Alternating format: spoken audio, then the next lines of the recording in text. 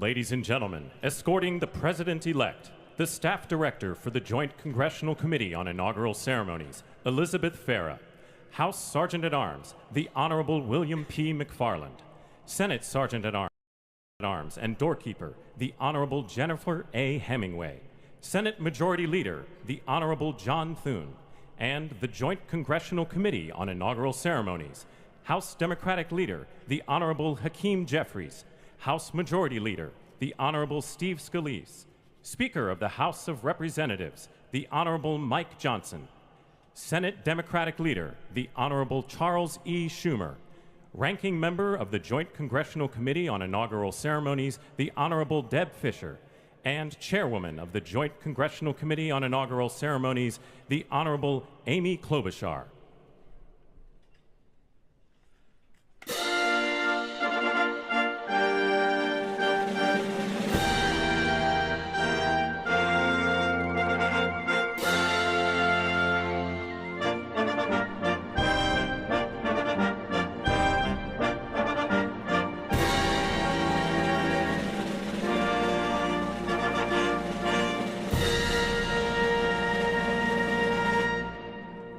Ladies and gentlemen, the President-elect of the United States, the Honorable Donald John Trump.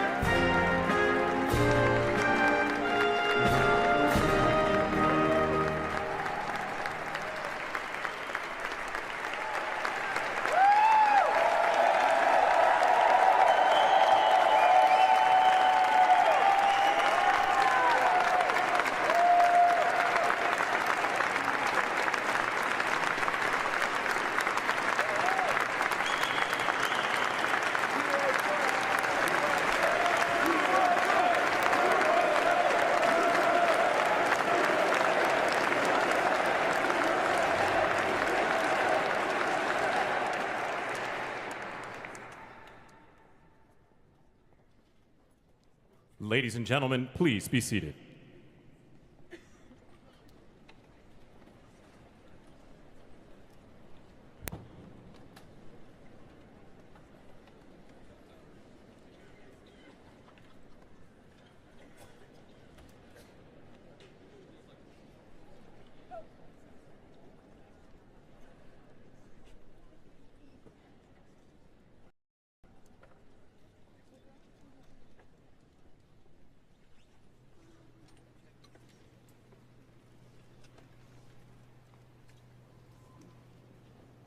Please welcome the Chairwoman of the Joint Congressional Committee on Inaugural Ceremonies, the Honorable Amy Klobuchar.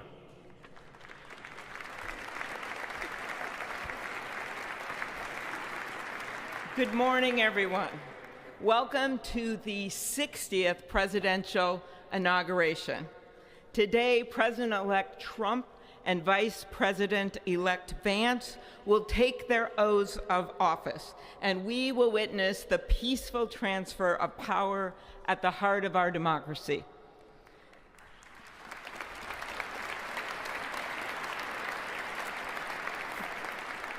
For the past year, I've chaired the inaugural ceremony committee, which includes the leadership of Congress from both parties. We thank the committee and Capitol staff and law enforcement who worked so hard over the last year, and especially the last 3 days. You've done a beautiful job, and you have shown grace under pressure.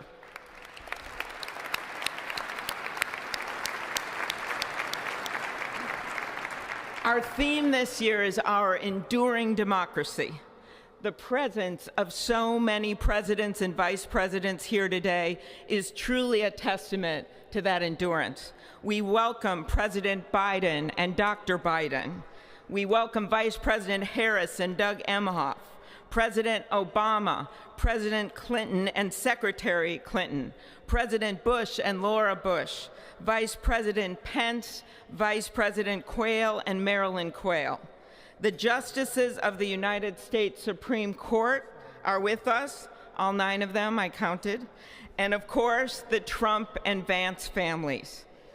This ceremony marks what will soon be 250 years of our democracy.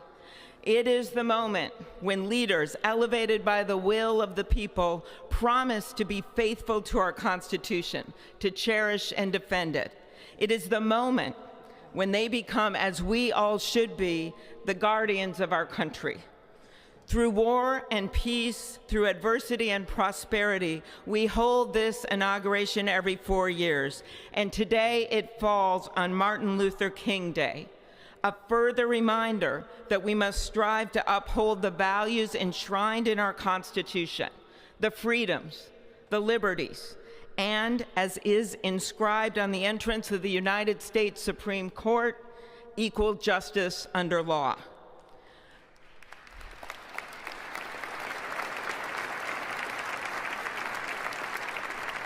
But what makes this moment more than a passing ceremony is all who are watching it across the country, the people of this nation, the ordinary people doing extraordinary things. President Kennedy, who at one point worked as a senator in this building and would often walk through this very rotunda, once said, "In a democracy, every citizen, regardless of interest in politics, holds office. Every one of us is in a position of responsibility." With that responsibility of citizenship comes an obligation not to seek out malice, as President Lincoln once reminded us, but to view others with a generosity of spirit despite our differences. With that responsibility of leadership comes an obligation to stand our ground when we must and find common ground when we can. With everything swirling around us, the hot mess of division, it is on all of us, to quote an incredible songwriter who just happened to be born in my state, to ensure that our nation's democracy is our shelter from the storm. There's a reason this ceremony takes place at the Capitol.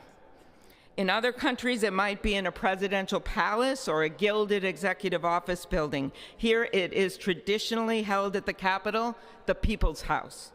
It is a fitting reminder of the system of checks and balances that is the very foundation of our government, 3 equal branches of government. That is how, for nearly 250 years, our great American experiment, grounded in the rule of law, has endured. So, as we inaugurate a new president and vice president, let us remember that the power of those in this room comes from the people. The construction workers who build our country, the teachers and healthcare workers who nurture us, the troops defending our freedoms, and yes, the firefighters in Los Angeles putting themselves on the line for us.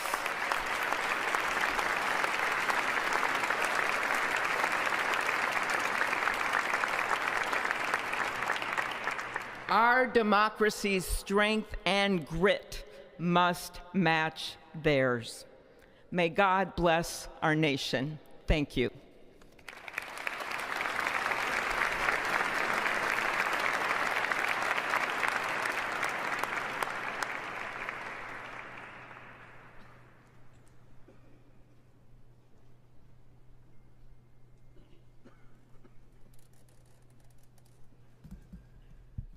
Good afternoon.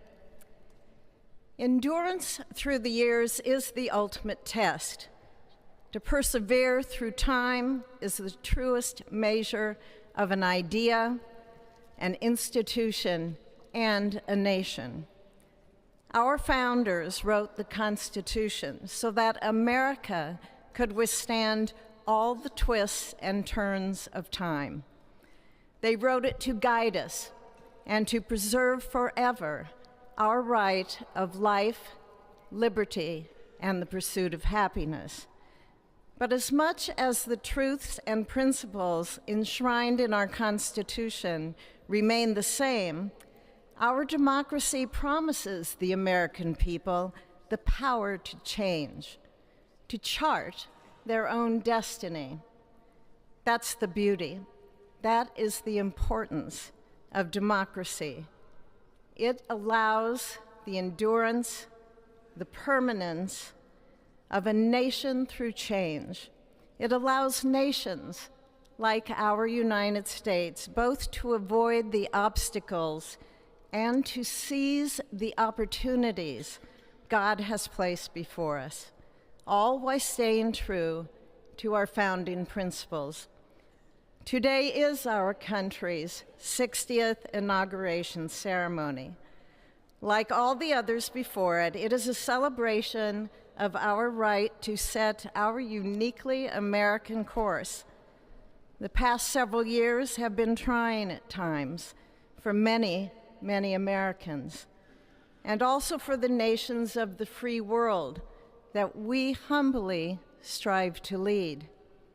In November, Americans chose again to steer this nation towards greatness, the secure, safe, and prosperous future that our founders envisioned for all of us. And today, we celebrate not only their decision to do so, but also the simple right and wisdom of a free people to make their own choice